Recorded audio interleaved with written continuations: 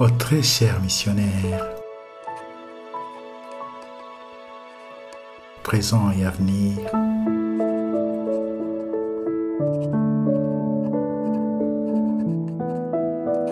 de la Société des Saints François Xavier pour les missions étrangères. Enfin, qu'il nous soit cher et d'une manière toute particulière, le sacrifice que nous offrons à Dieu de notre volonté par le vœu d'obéissance. Il lui est plus agréable que les victimes parce que, par ce vœu, nous lui sacrifions le don le plus grand qui nous est donné dans l'ordre de la nature, notre liberté.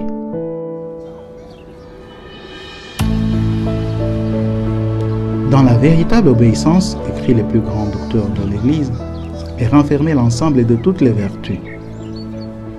Saint Bonaventure, de son côté, n'hésite pas à affirmer que la perfection religieuse tout entière consiste dans la suppression de sa propre volonté, à savoir la pratique fidèle de l'obéissance. Le sacrifice de notre volonté, sur lequel insiste abondamment notre fondateur, devient plus attrayant, nous ouvrant à plus de joie et de réalisation de soi lorsque nous contemplons le sacrifice du Christ de sa propre volonté dans le jardin de Gethsémani. Que ta volonté soit faite et non pas la mienne. Une fois que nous avons fait don à Dieu de cette vertu, il nous faut nous considérer comme étant des instruments dans la main de nos supérieurs pour la gloire de Dieu et le salut des frères.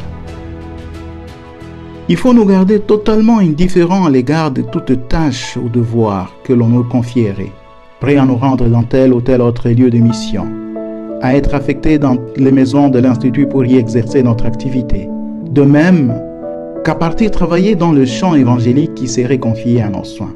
Il faut aussi être toujours prêt à s'acquitter des tâches faciles comme de celles qui sont ardues, de celles qui nous conviennent comme de celles qui nous rebutent.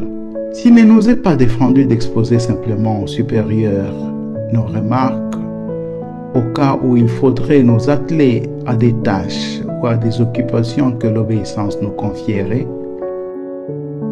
ne répliquons pas du moment où le supérieur n'estime pas nos remarques dignes d'être prises en considération. After 13 years in the Philippines in 2006, Father Menegazzo asked me to return to the U.S. province. I thought about this for a short time, and I replied that I would be willing to return. Gigi was a little surprised that I decided this so quickly. My response to him was this: I struggle sometimes with all of the vows except one, obedience. I have always felt that I can bloom wherever I am planted, and that has made me very free. Et que personne ne prétende à des exceptions ou à des privilèges par le fait d'avoir fourni des prestations ou rempli des fonctions spéciales au sein de la congrégation. Des exceptions de ce genre causent toujours un très grave préjudice à la discipline régulière. Même dans le cas où l'on aurait et pour très longtemps garder la direction suprême de notre société à la satisfaction et au bénéfice de tous, le confrère en question devrait également redire en toute vérité les paroles de l'Évangile. Nous sommes des serviteurs inutiles et s'estimer après tout comme le dernier des confrères est tenu à l'observance de la règle. Et ceux qui sont revêtus d'autorité au sein de la congrégation se doivent de réprimer avec force toute envie malsaine de réformisme qui pourrait se manifester, ainsi que tout penchant aux divisions et aux partis. Ceci constitue le fléau mortel des communautés religieuses, dont certaines finirent par se désagréger et périr. A través de la obediencia, vivimos con mayor claridad nuestra vocación misionera al estilo de Jesucristo, que vino al mundo para cumplir la voluntad del Padre. En ese sentido, la autoridad es servir a los hermanos. La autoridad y la obediencia son complementarios en el diálogo fraterno.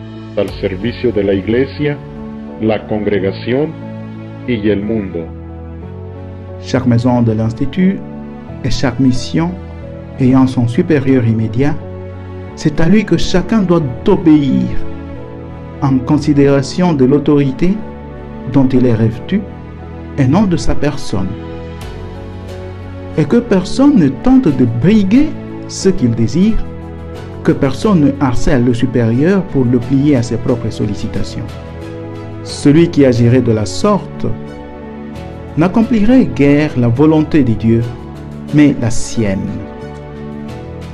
Et il ne pourrait nullement présumer obtenir les faveurs et l'aide que le Seigneur se complaît à accorder à ceux qui le cherchent uniquement ce qui lui plaît et se confient à lui avec un abandon filial.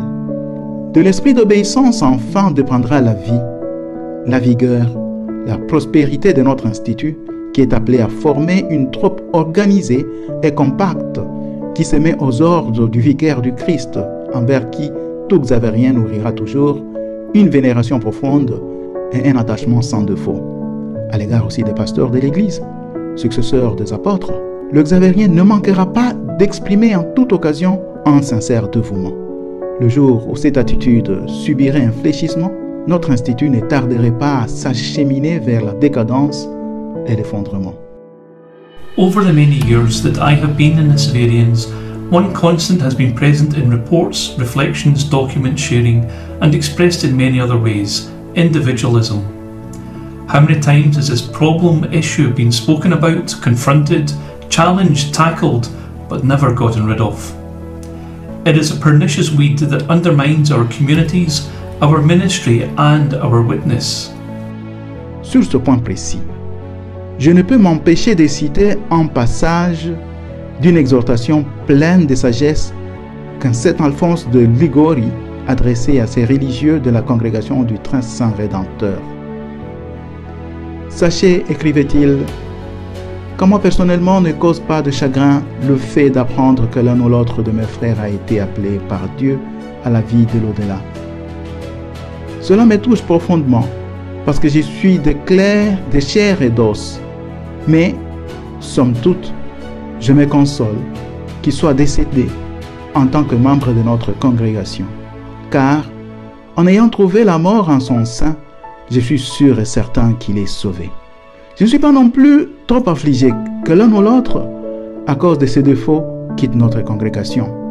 Au contraire, je me sens soulagé du fait qu'elle se soit libérée d'une brebis galeuse qui aurait pu infecter tout le troupeau. Ni les persécutions ne m'affligent. Ceci m'encourage plutôt, parce que si nous nous comportons correctement, je suis sûr que Dieu ne nous abandonne pas.